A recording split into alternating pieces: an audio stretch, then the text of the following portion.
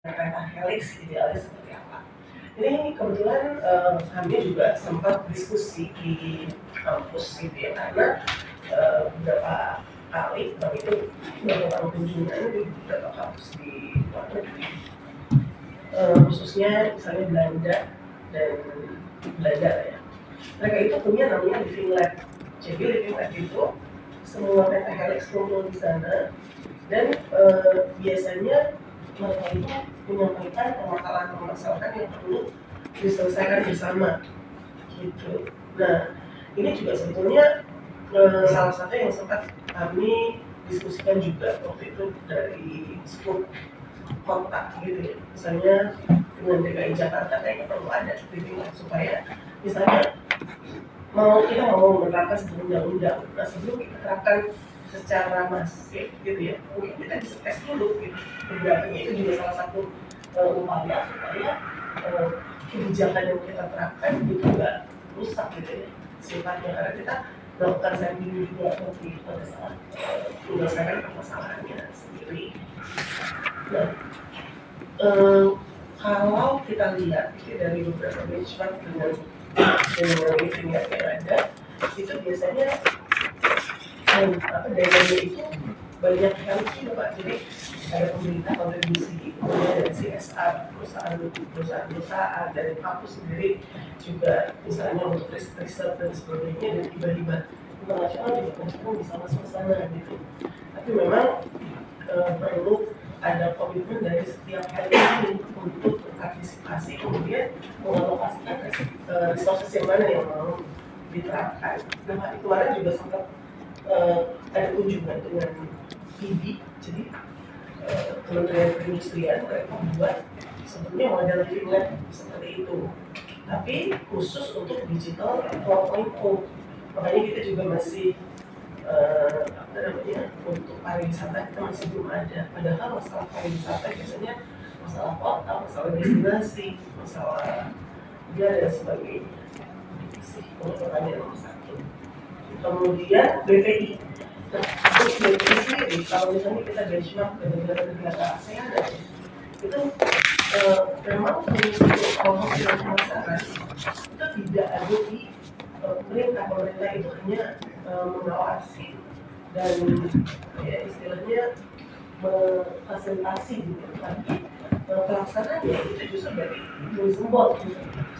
Misalnya Malaysia Tourism Board, Singapore Tourism Board, kemudian Thailand juga punya, karena memang pendekatan komersil kita harus sangat agresif supaya bisa berdampak. Mungkin sebetulnya kalau misalnya kita bisa membuat satu badan promosi yang ideal, akhirnya apa yang kita pasarkan itu bisa seperti pendekatannya korporasi. Misalnya saat ini akhirnya jadi akhirnya cuma project base, yang penting sudah terlaksana, tapi output dan outcome-nya tidak karena memang beda pendekatan. Jadi kalau pendekatan industri pasti dengan kita menginvestasikan sekian untuk pasar ini, kira-kira dapatnya seperti apa? Untuk transportasi tadi kawasan wisata strategis ini juga memang salah satu masukan dari kita bahwa kita perlu sebetulnya kriteria yang jelas yang mana sih yang bisa diajukan sebagai kawasan strategis, karena saat ini juga semua masih banyak variasinya. Jadi kadang-kadang kita juga bertanya-tanya misalnya untuk satu atau dua DSP, kenapa dia disebut DSP gitu ya. Padahal saya dari beberapa aspek dia mungkin belum siap, itu salah satunya. Kemudian untuk apa lagi tadi kan koordinasi semuanya. Saya coba kalau yang ini berkaitan dengan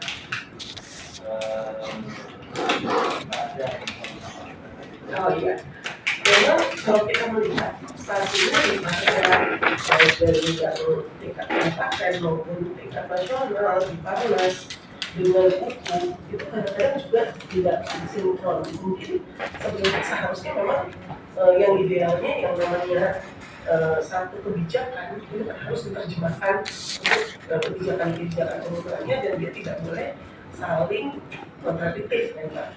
Nah ini tadi sebetulnya saran dari Bapak juga perlu badan pengawas itu sangat baik ya, karena saat ini kita nggak pernah ada pengawas.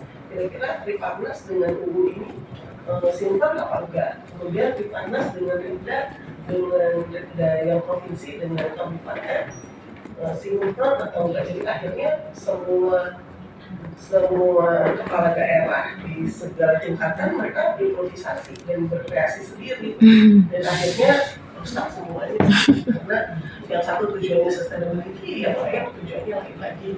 Akhirnya tidak ada tujuan utamanya tidak bisa tercapai. Iya, saat ini memang yang terjadi seperti itu. Jadi suka-suka dari mesin. Baik, Pak. Oke.